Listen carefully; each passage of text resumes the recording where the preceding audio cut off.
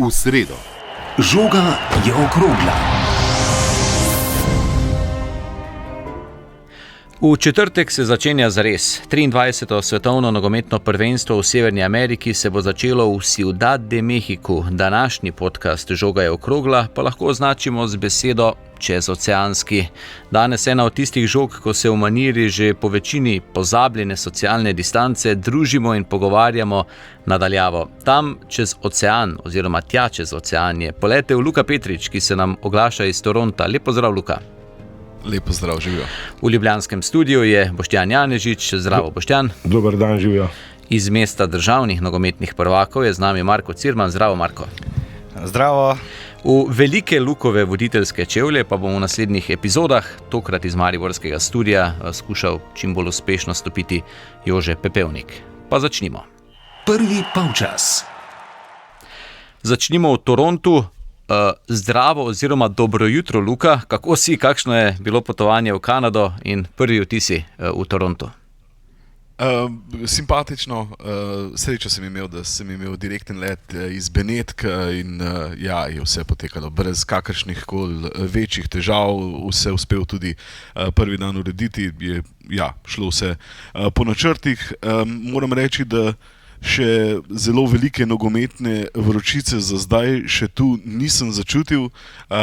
Sem pa včeraj bil z slovensko skupnostjo tu ob procesiji, ob telovski procesiji, ki so jo imeli, sem želel malce začutiti, kako so tu živijo, kako nekako ohranjajo slovenstvo, in moram reči, da je bilo zelo simpatično, zelo dobrodušni, sprejemajoči so bili. Sem se hitro počutil, kot da sem tam že dolgo časa, ne pa da sem jih ravno kar spoznal. Tako zelo tipično severnoameriško so me sprejeli med sebe. In super sem se počutil. Zanimivo je bilo tudi slišati, kako doživljajo šport. Sem se pogovarjal z Johnom Kavčičem, ki je že veliko desetletij nazaj prišel v Kanado, se rodil v Sloveniji, igral tako hokej kot nogomet, tudi za kanadsko reprezentanco, in je rekel, da čuti, da je v zadnjih letih tu nogomet v vzponu in hokej v zatonu, kar sem tudi že večkrat slišal. Do zdaj tudi se spomnim med olimpijskimi igrami, da so bile številke, da je bilo v 90-ih 80% Kanadčanov v ligi NHL, zdaj 40%, medtem ko pa je število Američanov zelo naraslo.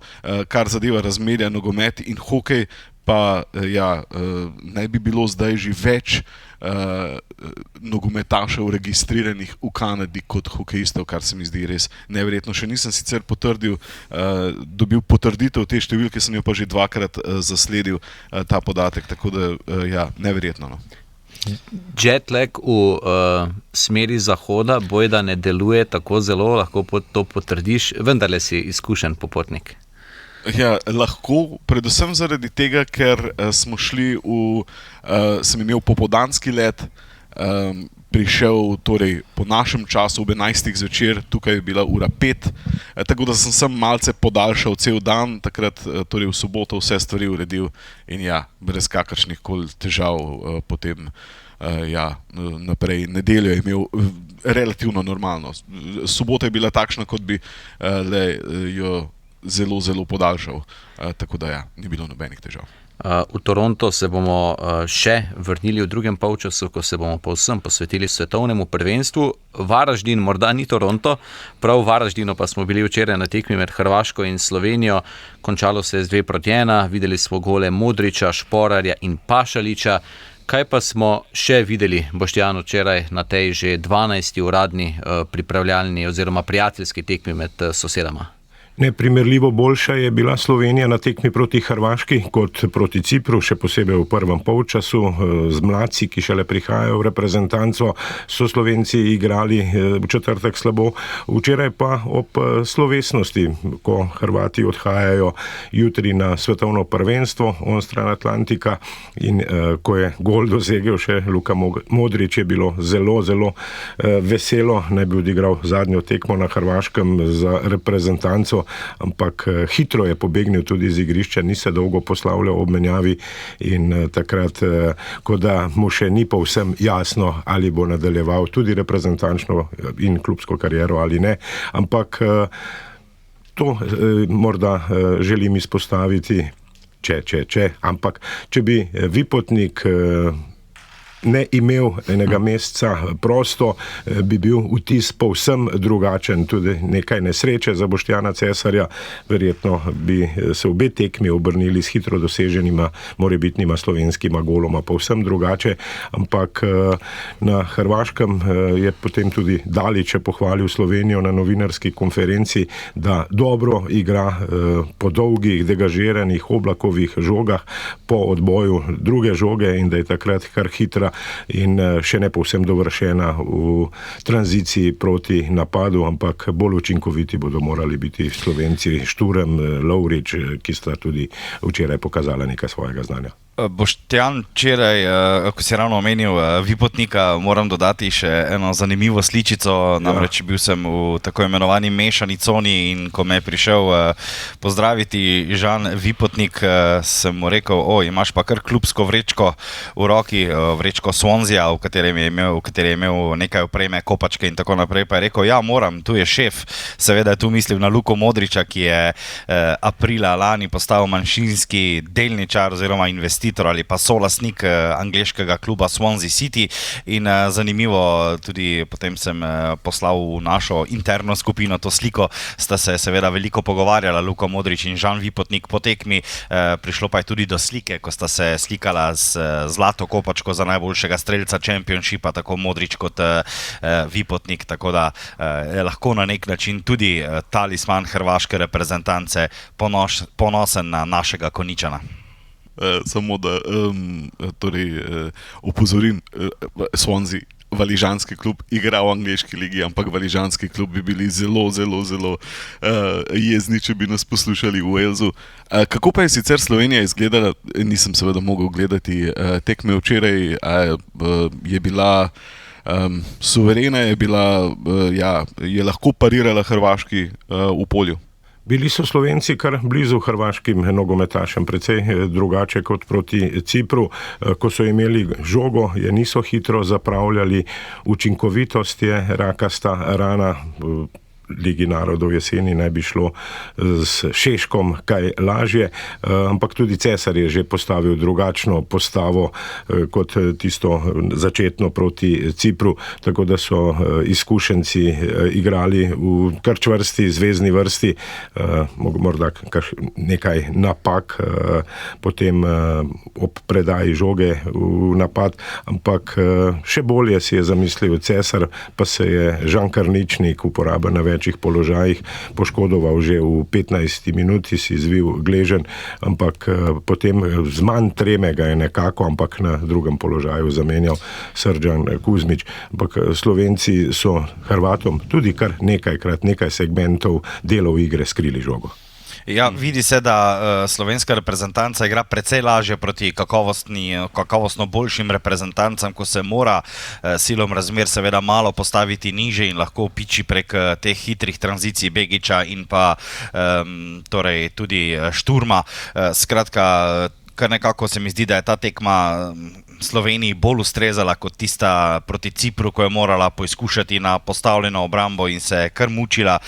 Sicer pa sem včeraj v Varaždinu morda malo pogrešal tudi neke predrznosti v napadu, veliko priložnosti se je ustvarilo slovenskega tabora, ampak nekako se mi je zdelo, da si Slovenija ni znala vzeti teh priložnosti sebi v korist, oziroma da bi jih izkoristila, ker na takšnih tekmah, kot je prijateljska pripravljalna s Hrvaško, je seveda to nekaj nujno potrebnega tudi z vidika samozavesti, če ti zabiješ tretji reprezentanci na svetu zadnjega svetovnega prvenstva ali pa če ji preprečiš, da bi te premagala, je to seveda velika injekcija samozavesti pred nadaljevanjem. Igralci bi še bolj začeli verjeti vase, tako pa smo nekako po slovensko zaključili to tekmo z nesrečno prejetim zadetkom. Je pa res, da bodo seveda tekme, ko bo šlo za res, ko bo september tu in ko bo Liga narodov, bodo Slovenci morali seveda zaključevati takšne akcije s kakšnimi zadetki, kajti nekako podoben stil igre bodo gojili recimo proti Sloveniji, tako Švicari kot tudi ne nazadnje Škoti, ki so v vzponu. Severna Makedonija pa nam je že pred 7 leti v Skopju pokazala, kako zagonetna reprezentanca zna tudi biti. No, pred tekmo so navijači, pa tudi poročevalci smo kar malce pogledovali pred 5 leti, da bi lahko bila takšna tekma, oziroma pred slabimi 5 leti, kot na Poljudu, ko je Hrvaška zmagala brez slovenskega izstreljenega metka s 3-0, ampak ta tekma je bila povsem drugačna. Malce so morda štedili moči, da ne bo kdo zaradi poškodbe ostal doma, tudi Hrvati pred odhodom na mundial, ampak povsem drugačna tekma. Na koncu razočarani ob neosvojeni namišljeni točki Slovenci, pred tekmo pa bojazljivi, sploh spremljevalci, da bi se lahko obrnilo hudo v hrvaško korist. Imamo naslov, Slovenija ostala brez namišljene točke. Mislim, da v slovenski igri tu res ni več kaj dodati, bi se pa samo še vrnil na Luko Modrića, in to zato, ker bo ravno v Torontu Luka Modrić na svoji drugi tekmi na tem mundialu prišel do magične 200-tice po številu nastopov za hrvaško reprezentanco. Samo Cristiano Ronaldo in Bader Al-Mutava, reprezentant Kuvajta do leta 2022, sta doslej dosegla oziroma presegla številko 200, Luka Modrić in Leo Messi pa sta trenutno oba pri številki 198, tako da zelo možno, da bosta torej v razmiku le kakšnega dneva, dveh oba dosegla 200-tico. Meni se zdi, da si Hrvaška nogometna zveza ne bi smela dovoliti, da bi bila brez zamere neka pripravljalna tekma v Varaždinu zadnja Luke Modrića na hrvaških tleh. Kaj menite? Ja, verjetno bodo vsaj slavnostno še zaključili zaključno zadnjo tekmo Modrića, ampak kot bi nekaj želelo reči, da Modrić še ni končal, da po mundialu še ne bo končal niti ne reprezentančne kariere, morda tudi ne, saj to je predpogoj tudi klubske, ampak verjetno ob kakšnih zvezdnikih, če bo to res poslovilna, ne na pripravljalni proti Slovencem, ne bi odlično kariero končal veliki mali mož Luka Modrić. Smo že podobno razmišljali po zadnjem mundialu, da bo zadnji za Lionela Messija, sploh potem, ko je dobil naslov svetovnega prvaka, ko je z Argentino zmagal, ampak zdaj pri 38 je spet nazaj, čez nekaj tednov bo dopolnil 39 let. Luka Modrić pa še starejši, niso več takšne ekshibicijske ceremonialne tekme ob upokojitvah igralcev v modi, kot so bile nekoč so to tudi delali zaradi tega, ker so na ta način skušali zbrati nekaj denarja za igralca, ki je veliko pečat pustil, bodi si v klubu ali pa v reprezentanci, ampak te časi, ko je treba zbirati denar za nogometaša, takšne ravni kot je Luka Modrić, so že davno mimo. Tako da iz tega vidika gotovo ne, ampak iz vidika pa, koliko je dal on hrvaškemu nogometu, da je Hrvaška bila zdaj na zadnjih 2 svetovnih prvenstvih v polfinalu, na enemu finalu, res, če si kdo zasluži, si pa zasluži on. Moje vprašanje na tem mestu manj povezano s slovensko igro, pa morda mnenje od vseh treh.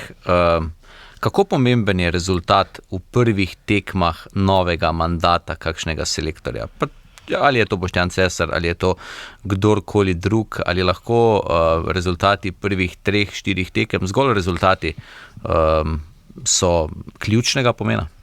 Ne bom rekel, da ključnega, oprosti Boštjan, ne bom rekel, da ključnega, ampak Pri Cesarju je še toliko bolj pomemben bil rezultat na prvih tekmah, glede na to, da ga javnost ni sprejela kot nekoga, ki je zelo dobrodošel na slovenski klopi. Veliko neke nejevolje je bilo ob ustoličenju Cesarja, nejevere slovenske nogometne javnosti in zaradi tega, da bi Cesar dobil potrditev, da zmore, da ni stopil prevelike čevlje, da je stopil še večje čevlje, kot je stopil danes Jože v Lukove čevlje, da bi na nek način seveda dobil potrditev. Ja, Luka, imaš ogromne čevlje, tako da ne vem, koliko je številka, ampak čisto normalno. Jože pravi, da so veliki čevlji. Upam, da te ne žuli, Jože. Verjetno bodo tudi na zvezi, ravno zato, ker so ustoličili Boštjana Cesarja, se bolj sklicevali na neslabo igro. Na Madžarskem so bili deli tekme dobri, Slovenci so bili učinkoviti v Črni gori, samo proti Cipru prvi polčas res slab, boljši proti Hrvatom, ampak rezultat seveda selektorja drži nad vodo, tu pa, ker je na pravi strani Boštjan Cesar, pa bo še razmisleka o gradnji igre in da ima na voljo selektor jasno še nekaj časa, potem pa bodo vse skupaj njegovo usodo bolj kot ne zapečatile tekme v Ligi narodov, ki se začenja jeseni. Jaz mislim, da je ena neravno skriti adut ali pa rezerva Boštjana Cesarja gotovo v tem, da ni imel ne marca, ne junija na voljo zares vseh najboljših nogometašev. Predvsem to mislim na Benjamina Šeška ter tudi nekaterih drugih nosilcev igre, da Jana Oblaka ni bilo na voljo v tistem marčevskem oknu in da bo tudi zaradi tega še je prehitro soditi, ampak sodili pa bomo seveda na tekmah, kjer se bo šlo za dejanske, ne samo navidezne točke. Manjkala sta tudi še Stojanovič in Elčnik, jasno, da se je to poznalo na sredini igrišča, sploh na tisti prvi tekmi proti Cipru, ko je morda želel preveč naenkrat tudi Boštjan Cesar z novo postavitvijo, s pomladitvijo in z vsem, ampak tega pač novinci niso vzdržali. Pa prve tekme vendarle so pomembne, spomnimo se Tomaža Kavčiča, ki je takrat, če se ne motim, v prvi izvedbi Lige narodov, torej takrat, ko so bile to morda še bolj prijateljske tekme, kot jih štejemo, ker še bolj poznamo tekmovanje zdaj in vidimo, da se lahko prek tega res je neka elegantna, lepa pot, dodatna stranska za preboj na veliko tekmovanje in Liga narodov je takrat odnesla brez kvalifikacijskih tekem Tomaža Kavčiča. Boštjan Cesar ima ta sicer igralski reprezentančni pedigre, nek dodaten plus, pa tudi se mi zdi, da zelo veliko podporo pri zvezi, ampak ja, gotovo bo pa treba dober vtis pustiti jeseni za to, da bi Slovenija lahko potem v kvalifikacijah v tistih najpomembnejših tekmah kaj dosegla v naslednjem letu. Saj veš, Luka, kaj ti je rekel nekdani selektor Kek, zdaj sta pa že dovolj časa skupaj, da ne smeš jemati Lige narodov kot prijateljske tekme, ker prijateljskih tekem ni v nogometu. Ni, razen zadnje 4.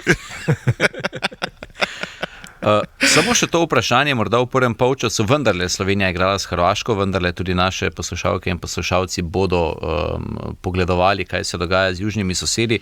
Kakšne se vam zdijo njihove možnosti, ko smo včeraj morda na kratko malce govorili z hrvaškimi novinarskimi kolegi, pa tudi z kakšnim od trenerjev, ki jih poznamo iz slovenskega prostora, pa prihajajo z Hrvaške, niso bili ravno optimistični. Kot bi bila reprezentanca morda prestara ali pa daleč preveč navezan na enajsterico, ki zaupa že leta in leta. Ravno, ampak to je daleč dobro odgovoril na to vprašanje, da pozna on svoje senatorje, da morajo biti hitrejši, agresivnejši, bolj čvrsti, da jih veliko naenkrat ne more igrati, da bosta morda v enajsterici dva nogometaša, da bo Mateo Kovačič malce počakal, pa da bo Modrić igral s kakšnim mlajšim, da bo potrebno rotirati, da potrebujejo hitrost, ki jo dodaja Marko Pašalić in podobne stvari, tako da se sem bil, če tudi bi bil hrvaški novinar z njegovim odgovorom zadovoljen, da bo razporedil moči, da bo tam vroče, ampak da imajo nekaj tudi, ko bodo senatori, te nosilci igre v reprezentanci morali z igrišča ali pa utrujeni, da bodo mlajši prevzeli, ampak da je učna doba kar dolga. Jaz mislim, da je pri hrvaški reprezentanci prišlo do nekega prehoda, da je to labodi spev Modrića, Perišića, morda tudi Kramarića, pa Budimirja, Kovačič, vprašanje, kako bo z zdravstvenim stanjem čez 4 leta, ima pa hrvaška reprezentanca in to smo se lahko prepričali tudi v Varaždinu, izjemen talent v svoji ekipi in reprezentanco za prihodnost v Vuškoviću, Sučiću, tudi Matanoviću, pa Baturini, ki zna podajati ne samo svojim, tudi nasprotnikovim igralcem. Tu je seveda še Joško Gvardiol, ki je pri 24 že eden najboljših branilcev na svetu. Tako da, seveda bodo odšli po Boštjanovo ti senatorji, ampak menim, da je trenutna ta reprezentanca dobro zložena, manjka pa predvsem, in to je Dalić povedal tudi v Varaždinu, več neke fluidnosti v igri, preveč je bilo napak, neizsiljenih tehničnih napak, tudi proti slovenski reprezentanci, ki ni tako preganjala po igrišču Hrvate, da bi Hrvati morali delati toliko napak, ampak so se zgodile kar same od sebe. Je pa res, da spet ni to začetek sezone, spet pozabljamo, da morda je to čas, ko so nogometaši v pogonu že 11 mesecev in seveda so noge tudi že utrujene pri 37-letnemu Perišiću, ki igra v zelo visoko tempirani nizozemski ligi, kar zadeva samega tempa v igri.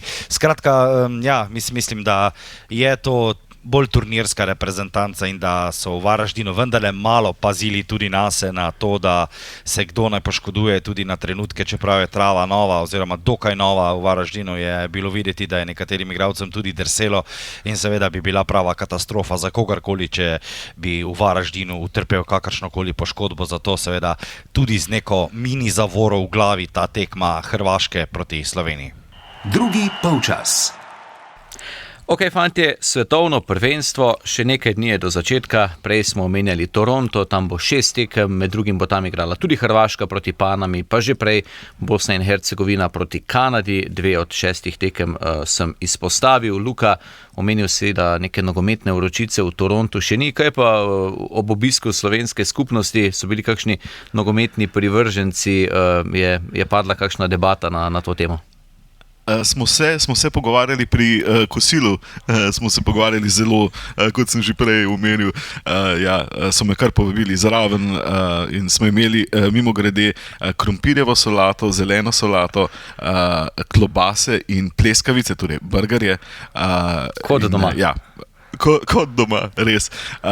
Sicer so zgoraj za večjo skupino, zdaj bom padel kulinarikov, pripravljali štruklje, zelje, pohanega pšanca, torej res zelo slovensko tu v slovenski skupnosti, slovensko letovišče blizu Toronta. Sicer pa smo se v kanadski reprezentanci pogovarjali, mislim, da še niso imeli tako dobre reprezentance, mnogi so v to tu prepričani, morda ravno največja zvezdnika, Davis pa David, nista imela najboljše sezone. Davis je imel težave s poškodbami, Davidu se prestop k Juventusu, torej Jonathan David, se prestop k Juventusu ni razpletel, kot je upal. Imajo pa Jesseja Marsha, selektorja, v njega kar verjamejo, nekateri v Ameriki, torej v Združenih državah so bili razočarani, ko on ni postal Američan, torej ameriški selektor, motivator, tudi po nekaj epizodah v klubih v Evropi je tudi dvignil svoj renome, pedigre. Kanadčani pa predvsem imajo kar velike apetite, predvsem, da bodo boljši, kot so bili doslej. 6 tekem so odigrali na svetovnih prvenstvih, 6 porazov imajo, cilj pa ni le osvojiti prve točke, ampak se prebiti naprej in potem, vse veste, ko prideš v izločilne boje, pa je le nebo tisto, kar te lahko ustavi. Tako da, želijo se prebiti naprej iz skupine, potem pa kar bo. Marko, da vidimo, kako si naštudiral album, v kateri skupini igra Kanada in s kom? Kanada igra pa v skupini z Bosno in Hercegovino. Ja. Res je. Potem je naslednja tekma Kanade, mislim, da bo Katar, Ja. pa Švica. In še. Bravo. Odlično. Veste, kaj me zanima? Katera zgodba morda pred tem svetovnim prvenstvom, naj si gre za poškodbo, naj si gre za kak rezultat pripravljalnih tekem, naj si gre za neupoklic koga, ki ste ga pričakovali, pa ga ni zraven, vas je najbolj presenetila, zaintrigirala, kaj je tisto, kar je pritegnilo vašo pozornost, zdaj, ko res že odštevamo dneve do svetovnega prvenstva, kaj je tisto, kar vas je nekako, kar je vzbudilo zanimanje? Mene najbolj stira vrglo to, da ni Slovenije. Iz danes na jutri. Aha, iz danes na jutri. Kaj več iz zadnjih dni morda? Kakšna taka stvar. Mislim, kar zadeva reprezentanc, moram reči, da so se na koncu zgodile neke poškodbe v zadnjih dneh, tudi v zadnjih tednih. Billy Gilmore pri Škotih, Enciso Paraguay. Mitoma pri Japoncih, se mi zdi, da Mitoma bo zelo manjkal, tak super koristen igralec, pa še res zelo lepo igra. Mi je prav žal, da ga ne bo na tem svetovnem prvenstvu. Pri Angležih je bila glavna zgodba, da ni vzel pod narekovaj najboljših, ampak se mi zdi, da je bilo to zelo pametno strani Tuchla, kajti najboljši posamezniki ne zmagujejo prvenstva, ampak najboljša ekipa zmaguje prvenstva. Mislim, morda strah za Messijevo poškodbo, ko je bilo potrebno potem razlagati tudi v Miamiju, kako je s to poškodbo. Pa vrnitev Neuerja v nemško reprezentanco, poškodba Neymarja v tej smeri. Morda ravno to, ta poškodba Neymarja se meni zdi, pragmatični Ancelotti, ali je tu res takšen pritisk celotne brazilske nogometne mašinerije, da mora selektor vzeti nogometaša, ki mislim, da že ni igral tudi že nekaj let za reprezentanco in hkrati je poškodovan in zdaj na novo poškodovan in hkrati odžira mesto komu, ki bi si pa res glede na formo in pripravljenost zaslužil biti zraven. To me je zelo padlo v oči. To je najbrž tudi nekaj marketinškega aspekta. Ne? Ja, in če kdo to zna urediti pa zgladiti, je pa to Carlo Ancelotti. Ker v tem je pa on najboljši. Ne? V tem je prva obrv mundiala. Res, svoje življenje ima ta obrv. Ampak pri Real Madridu so mnogi poizkusili in sta bila v zadnjih 15 letih uspešna zgolj. Saj so bili 5-krat evropski prvaki, 6-krat, tako da ni tako zgolj. Ampak on niti enkrat niso Zinedine bili Zidane, evropski. Niti enkrat niso bili evropski prvaki, Luka, Brazilci. Ne, Real Madrid. Real Madrid, ok. Da je Real Madrid uspel z Zidanom in z Ancelottijem vse te egote in vse smo videli, ko je Xavi Alonso skušal unesti nek sistem, neko hierarhijo v ekipo, pa se je vse hitro podrlo. Mislim, da če bo kdo znal to urediti v brazilski reprezentanci, in se mi zdi, da so to ključne, sploh v reprezentančnem nogometu, ključne vrline trenerja, se mi zdi, da je Carlo Ancelotti izjemen za to. Kar precej je teh trenerjev, ne samo Carlo Ancelotti, tudi ostalih klubsko uspešnih, ki so se v zadnjih letih podali na te selektorske izzive. Thomas Tuchel tu prvi pride na misel, tudi Julian Nagelsmann, sicer precej mlajši, ampak do neke mere, in nekega klasičnega selektorja, ki bi bil zgolj in samo selektor, do zdaj pa ima kar ironično, imata reprezentanci, ki jo verjetno vsi vidimo kot prva favorita na tem svetovnem prvenstvu. To sta Španija in Francija. Pa tudi Argentina, ima Scalonija, ki je en tak reprezentančni trener. Roberto Martinez se tudi zdaj v zadnjem desetletju bolj uveljavlja na reprezentančni ravni kot pa na klubski, ampak ja, jaz mislim, da je z tega vidika pomembno to, predvsem kako bo znal posamezen selektor povezati svoje varovance. Zdaj Deschamps pri Franciji je že od 2012 selektor in je tam red postavljen že desetletje in pol. Scaloni je ravno prav takten za te argentinske zvezdnike, kot smo videli v Katarju, tudi prilagajanje različnim sistemom znotraj igre Argentincem kaže dobro. Je pa res, da so vsi ti, ki sem jih naštel, 4 leta zdaj starejši, tako da jaz mislim, da ne bo to vplivalo ta selektorski pedigre, če rečemo temu tako, da bo zdaj to odločilo, ker Tuchel nima reprezentančnih ali pa Ancelotti reprezentančnih izkušenj, da bosta pa zdaj pogorela na celi črti na tem turnirju, ampak jaz mislim, da bo pač na tem svetovnem prvenstvu odločilen trenutek, dnevna forma in pa povezanost, neskreganost garderobe. No.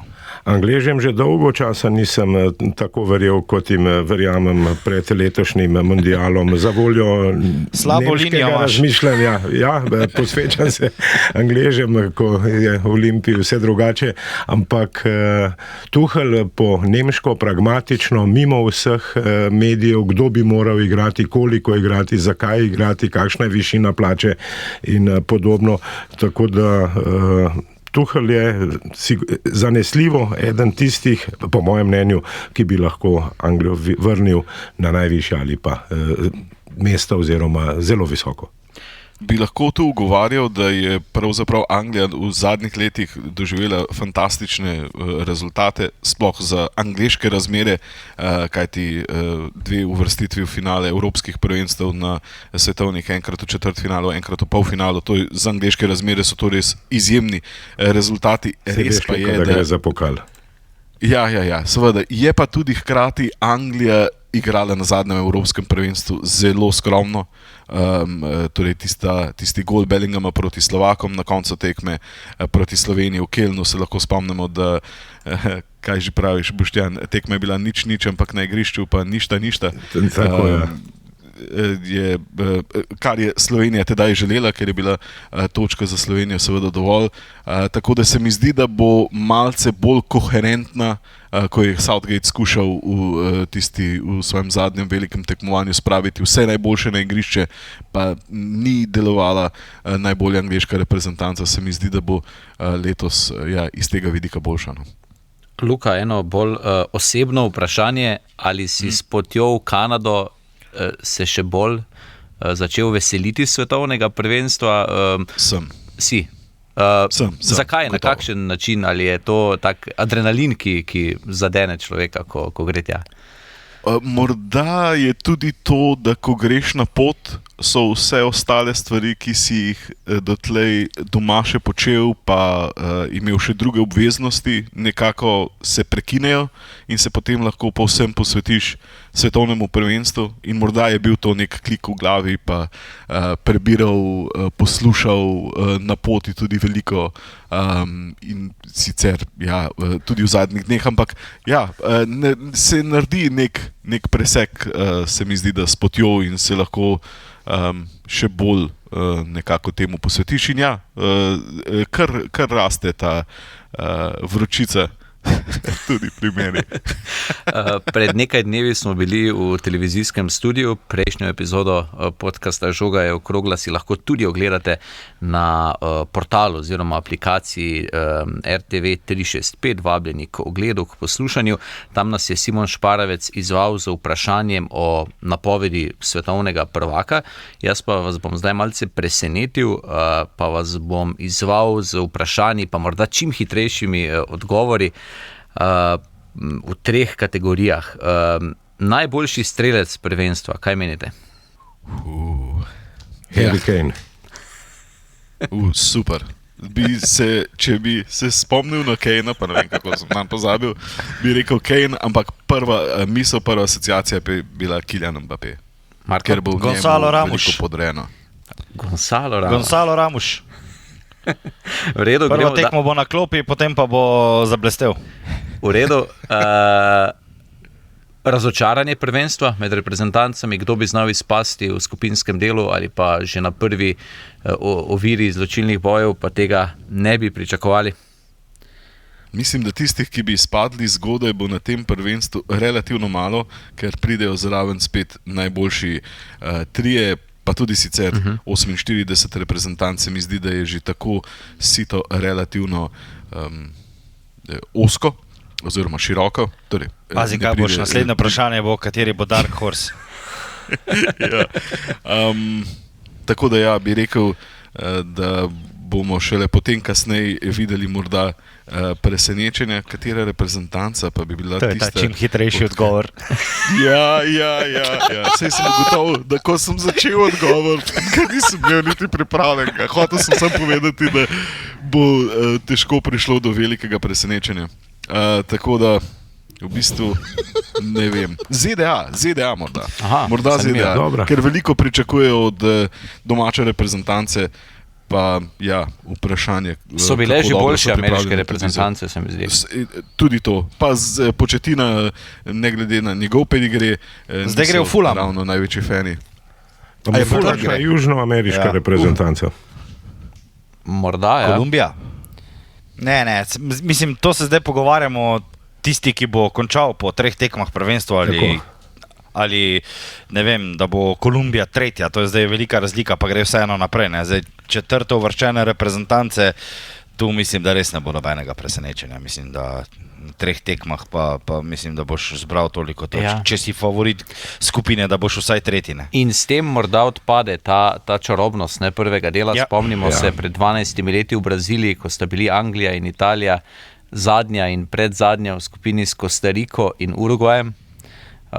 Mislim, da je Kostarika takrat celo osvojila tisto skupino, pa smo vsi pričakovali, da se bo razpletlo drugače. Kaj pa presenečenje, pozitivno presenečenje, morda kakšna zgodba, kot so bile njega dni Turčija, pa Hrvaška, seveda, ko še nismo bili navajeni, da osvaja kolajne svetovnih prvenstev.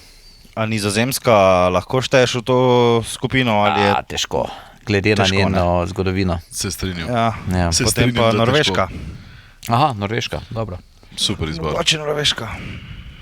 Vsi govorijo, da je vse odvisno od Holanda, ampak norveška ekipa Ne. je povsod Pa hiter zelo, nogomet zelo, igrajo. zelo dobra. Res. Hiter, direkten Super nogomet, tranzicija. to bo. Edegor, Musa. Poleg tega imajo, če bojo dobro začeli, imajo ekipa. najprej Irak, potem pa še Senegal in za posladek še Francijo na koncu, tako da imajo kar Morda že ugoden, 6 ne. točkami. Ne? Morda bo Ja, Škotsko ja. kaj bolje kot v preteklosti. Ja, dober pomislek je pa Marko včeraj na poti v Varaždin tudi dobro povedal, da bomo pa pogrešali Dansko na tem svetovnem prvenstvu. Pa se mi zdi, se kar strinjam. No. Ja, skar presenetljivo, da je ni zraven. Ena reprezentanca, oziroma dve bom izpostavil, ki jih mnogi izpostavljajo kot tiste, ki bi lahko opozorile nas, pa morda ne štejemo, gotovo ne v ožji, morda tudi ne v širši. Ena je Japonska, smo se že navadili na Japonce, mislim, da tudi ena od tistih reprezentanc, ki je na zadnjem prvenstvu presenetila, ko je bila tudi v skupini s Kostariko, pa zraven Nemčija in Španija, pa je Nemčija izpadla, premagala tako Španijo kot Nemčijo in potem po 11 metrovkah izpadla proti Hrvaški. 4 leta starejši so, kljub temu, da ni Mitome, imajo po celotni ekipi čvrste, dobre nogometaše, ki že dolgo časa igrajo skupaj, tudi pri njih hitra tranzicija, modern nogomet, super bo gledati Japonsko na tem prvenstvu. Na eno, ki pa morda ni tako izpostavljena, pa Švica. res izjemna. Švica tudi, ampak se mi zdi, da Švica je zdaj na vsakem prvenstvu. Smo že navajeni v tem drugem razredu. Smo že, ne. tako, ja. Slovenci Vedno tudi na pride- veličanje. Ja, drži. Tudi to, ja. Ampak Ekvador je bil fantastičen v kvalifikacijah. 3 točke so jim odvzeli na začetku in so potem z lahkoto prišli do drugega mesta v kvalifikacijah. Mislim, ne morem reči z lahkoto, ker njihov nogomet je res tak čvrst, trd, delaven, težko jih je prebiti. V 18 tekmah, na 18 tekmah so prejeli 5 golov. 8-2, torej 8 zmag, 8 remijev, 2 poraza. Vsi remiji so bili nič, vsi. 1-0 so izgubili z Brazilijo in Argentino, ostale tekme pa so zmagali. Res zelo igrana ekipa. Je pa res, da v Južni Ameriki v kvalifikacijah je nadmorska višina strašna. Tukaj, kjer bodo igrali, kjer igrajo, vidim, Philadelphia, Kansas City, East Rutherford, pa je, mislim, da povprečna nadmorska višina teh treh krajev za 1500 metrov nižja od tistih v kvalifikacijah. Ja, ampak niso pa igrali samo dobro doma, so igrali dobro tudi v gosteh. In se mi zdi, da ni samo dobra ekipa, uigrana ekipa, ampak imajo tudi veliko kakovosti. Ne? Tudi igralci, ki smo jih vajeni dobro. Iner Valencia, zdaj mislim, da 35 ali 36 je še vedno v špici, ampak na sredini igrišča Moises Caicedo, ki je bil eden boljših igralcev v skromnem Chelsea v tej sezoni, Štoper, Pačo iz PSG-ja, zdaj smo v 2 letih ga tudi super, dovolj dobro spoznali, odličen žogov v nogah, odličen pri podajanju. Hinkapije iz Arsenala je na levi strani. Nekaj dobrih nogometašev v čislenih, v velikih klubih, tako da se mi zdi, da Ekvador bi lahko bila ena od tistih reprezentanc, ki bi nekaj dosegla na tem prvenstvu. Luka, eno vprašanje imam, ko si bil v Torontu, si zasledil kaj, da ljudje hodijo z dresi okoli, je že kaj tega, katerih dresov je največ in tako naprej? Težko bi rekel, Toronto je tak zelo barvit, zelo veliko različnih skupnosti iz vsega sveta, tako da velika portugalska skupnost je Little Portugal, še večja italijanska skupnost, ki na tem prvenstvu bo iskala druge reprezentance kot italijansko, za katere bo navijala, veliko tudi iz azijskih držav in bo to predvsem zanimivo videti. Ampak še vedno nimam odgovora, če si videl kak dres. In katerega? Videl sem avto oblečen v portugalski dres. Res, cel avto. Noro. Hvala za sliko. Kako eksakten odgovor za Marka. Zelo. Ok, kaj pa ljudje, razen avtov, kakšne drese so oblečeni? Jih do zdaj nisem veliko videl, nogometnih dresov, tako da več avtov. Več avtov oblečenih v drese, kot pa ljudi. Kaj pa ljudi iz Bosne in Hercegovine, si že kaj zasledil, se že kaj zbirajo? Še prehitro? Ja, še nisem zasledil. Moram reči, da nisem imel tudi toliko priložnosti. Prvi dan sem prišel in ni bilo veliko časa. Včeraj sem bil s slovensko skupnostjo, tako da bo še za raziskovanje mesta v naslednjih dneh. Kako pa je z njihovo slovenščino? Angleščina, slovenščina, se trudijo slovensko govoriti, ko sem bil jaz v Argentini, so tako lepo, malo okorno, ampak so govorili lepo po slovensko v Argentini. Mislim, ponosni so na vsak stik slovenski, veseli vsakega stika slovenskega, zdaj mislim na več ravnih, jezikovno, kulturno, športno.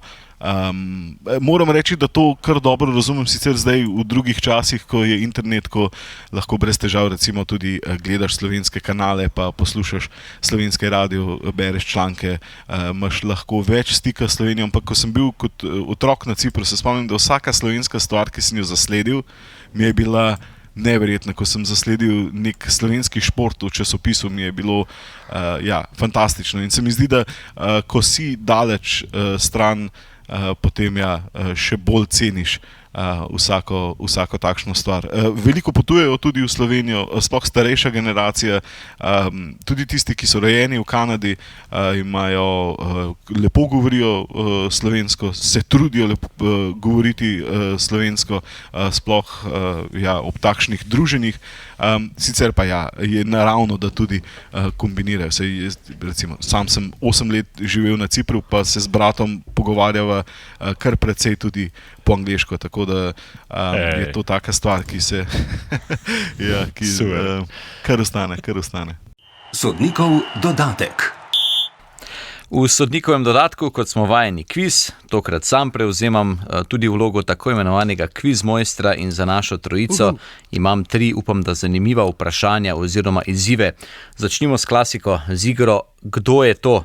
Njegovi klubi, pozor, Borussia Neunkirchen, Eintracht Frankfurt, Fenerbahče, Paris Saint-Germain, Bolton in Hull City. 73 nastopov za svojo reprezentanco, 14 golov, ampak zanimivo, čeprav je igral na 3 svetovnih prvenstvih, na njih ni dosegel niti enega zadetka. Manga, menedžer, Bolton. Aj Turek. Ni Turek, čeprav je igral v Turčiji 2 sezoni. JJ Okocha. JJ Okocha, so nice they named him twice. Reebok Stadium, Tako je. menedžer Bolton. Bravo, Marko. Je, JJ Okocha, torej... Stadium, ki ni več Reebok. Ni več Reebok, ampak takrat je bil, ko so bili dobri v prvi ligi, v Premier ligi. Na 3 svetovnih prvenstvih na vseh je nosil nigerijsko desetico, ni pa dosegel niti enega gola, čeprav jih je torej 14 za reprezentanco. Zdaj naslednji 2 vprašanji oziroma izziva sta pa takole nogometno-geografska. Drugo vprašanje je zelo jasno in straightforward, kot bi rekli. Imenujte največje nemško mesto brez nogometnega kluba v najvišjih 3 ligah tamkajšnje ligaške piramide. Kak Mannheim. Ne, mislim, da je Mannheim Hannover. okoli 20. mesta po velikosti mesta. Hannover ima v drugo Nemčiji. ligo, mislim, da. Hannover bi znal biti večji. Rostock. Ne, priznam, da sem zdaj odprl Wikipedijo z List of Cities in Germany by Population. Ja. Super, za Wikipedija, super. Torej, Jože je padel Viki Kačo. Mannheim je na 21. mestu, Rostocka mislim, da tu ni v prvi 30. Se Hanza je verjeten med 3. Ne? Ja, pa je imela tudi težave, pa sem mislil, da je to tricky question. Kaj pa Libek? Ne, Libek je še manjši in ga tu na prvih 30. 36 je Libek po velikosti. Klub, ki ga iščemo, oziroma mesto, ki ga iščemo, klub iz tega mesta je tudi v letošnji sezoni izpadel, mislim, da celo iz 4. v 5. ligo, kar je precejšnja v bistvu katastrofa za mesto, ki je tako veliko in ima približno 350 tisoč prebivalcev. Cottbus. Ne, Cottbusa tukaj še ni, Dresden pa bi moral biti večji. Dresden ima je na 12. mestu. Drugo ligo, Dresden igra v drugi ligi. Dinamo igra, Ja. Okay. Cottbusa tudi A je zahodna Nemčija, to nam lahko pomagaš malo. Lahko pomagam, zahodna Nemčija. Okay. Zahodna Nemčija, Da izločimo te Cottbuse, pa tako naprej, ne. Kaj je še tam? Düsseldorf. Ni, Düsseldorf je Fortuna 7. je, največje Fortuna. mesto. Fortuna je res, da je izpadla iz 2. v 3. ligo, ampak bo tudi v prihodnji sezoni igrala v 3. ligi. Kaj pa Bonn? Ne, Bonn je, to sem tudi gledal, je pa 19. največje nemško mesto. Ja. Je bil bolj pomemben kot velik. Zanimivo, ne, to sem morda... Morda Alemanija, Aachen. Ni Aachen, tudi Aachen ni, pa mislim, da Alemanija igra vsaj v 3. ligi, če bi... Kaj je še pa tam? Freiburg. Köln, Düsseldorf, ne Freiburg. Ni Freiburg, samo glede Freiburg je v Bona. prvi ligi. Glede Bona sem želel dejati, da je bilo leta 1990, ko je bilo glasovanje v nemškem Bundestagu, ne v parlamentu, da je bilo bojda zelo natesno, ko so odločali o novi prestolnici Združene Nemčije, da je Berlin zmagal za, ne vem, zelo malo glasov, to pa zato, ker so seveda vsi ti nemški politiki in želeli nekako ostati v zahodni Nemčiji, v Bonu, tam so imeli in zasebne šole in vrtce in seveda in je bilo zelo natesno. V glavnem iščimo mesto... Super so se odločili, da so ga prestavili v Berlin. Iščimo mesto, ki prihaja iz iste nemške zvezne dežele kot Bonn. A to je pol tam na levi, čak malo, kaj je pol tam... Bochum. Ne, Bochum je na 16. mestu po velikosti, mi pa iščemo, pa Bochum je seveda, mislim, da je nemški drugoligaš, če se ne motim. Ja, sej. Bochum je pa torej mesto, ki je na lestvici po velikosti samo eno mesto pred tem, ki ga iščemo. Essen? Ne, Essen je nekoliko više, Rot-Weiss Essen po moje tudi igra, gotovo v prvih 3 ligah. Je više, je na 10. mestu. Bielefeld. Bielefeld. Arminija je drugoligašinja, če se ne motim. Drugoligaša. Ja. Tam je toliko krajev, ki tam težko je vse določiš, nametano. kako so veliki, ker ne veš, kdaj se začnejo in kdaj se končajo. Radenfornwald. Prosim? Ulm. Rade Fornwald. Slišal sem Wuppertal, bravo Luka Wuppertal. Petrič. Wuppertal je glavni pravi odgovor. Vedno, da je moral biti nek logičen Mesto, ki ga vsi poznamo. Seveda. Bili smo na stadionu, bili smo na viseči železnici. Blizu sem, jaz sem pa rekel Rade Fornwald. Premajken. Vele mesto. Super. In še zadnje, tretje vprašanje, pa tudi nogometno-geografsko. Pozorno poslušajte. Znana je 10 klubov, ki bodo v prihodnji sezoni nastopali v prvi slovenski nogometni ligi. Novinca sta Brinje Grosuplje in Nafta Lendava. Ker zaenkrat še ne vemo, kje bo svoje domače tekme igralo Brinje, predvidevajmo, da bo to v Grosuplju. In zdaj vprašanje, kateri slovenski prvoligaš bo v sezoni 26-27 igral na stadionu z največjo zračno oddaljenostjo od avtocestnega križa? Google Maps ima krasno orodje, izmeri razdaljo. In lahko izmeriš razdaljo, kot bi Angleži rekli, as crow flies. Ne? Pa določiš točko, ki vidiš, da je najbližje. Tako. Super. In če za nekatere lige pravijo, da so tramvaj lige, lahko za slovensko ligo zdaj rečemo, da je Gotovo, Dars liga morda, ker so vsi klubi in stadioni res blizu. Tudi tale tvoj namig z Google Maps, pa če bi ga imel odprt, ga ne bi znal poiskati. Tako da bom kar ugibal jaz. Čakaj, stadion od avtoceste. Stadion, ki je najdlje oddaljen od vinjetno plačljive avtoceste v Sloveniji. Maribor, Maribor je na drugem mestu, verjeli ali ne, Ljudski vrt je 3,3 km zračne razdalje oddaljen od A1 avtoceste. Aluminij? Ne, Kidričevo, mislim, da je samo 1,5 km igrišče oddaljeno od izvoza Hajdina. Ja, zunaj strani, logično. Lendava je tudi blizu, ker se z avtoceste vidi. Koper, da ne more biti, se je res dosti blizu tam gre. Murska Sobota. Murska Sobota, bravo, Boštjan Janežič, se vidi, da je najizkušenejši, pa je verjetno največ prevozil slovenske avtoceste med nami. Vsi trije po en odgovor prav. Ja, 3,67 km je fazanerija zračne razdalje oddaljena od avtoceste oziroma od izvoza Murska Sobota. Glede na to, da je 1-1-1, pa imamo še eno dodatno vprašanje. Super. Katera reprezentanca je na FIFIni jakostni lestvici najnižje med vsemi udeleženkami svetovnega prvenstva? Sem bil presenečen, ko sem videl, zaradi tega sem želel vprašati. Se na koncu bo pa Jože dobil prvi Jordanija. Pa bo 1-1-1-1. Ni Jordanija. A je kakšna Panama? Ni Panama. Kongo. Ni Kongo. A je Haiti? Tudi Haiti ni. Haiti je predzadnji. Okay. Med reprezentancami, ki so zraven. Ja, ni se spremenila. Haiti je 83. Nova Zelandija. Nova Zelandija je pravilen odgovor. Sem bil presenečen, ko sem videl, da je Nova Zelandija. Sem mislil, da je više uvrščena. Haiti 83, Curaçao 82 in kot rečeno, Nova Zelandija 85, najnižja med vsemi 48 udeleženkami. Bravo, Marko, zmaga. Bravo vsem, tudi nekaj geografskega znanja. Bom probal med tem svetovnim prvenstvom vprašanja nekako tako tudi oblikovati. Hvala za odličen pogovor, hvala za dobro znanje v kvizu. Vam, drage poslušalke in poslušalci, hvala, ker ste vedno znova z nami. Podcast Žoga je okrogla najdete pri vašem priljubljenem ponudniku podcastov na spletni strani Vala 202 ter tudi v aplikaciji oziroma portalu RTV 365. V nedeljo začenjamo serijo epizod, ki se bodo vrtele pretežno okoli svetovnega nogometnega prvenstva. Skupaj načrtujemo 11 oddaj med mundialom. Lep pozdrav, se slišimo. Na koncu pa še uživajte, se slišimo. Kombinacija dobra. Super.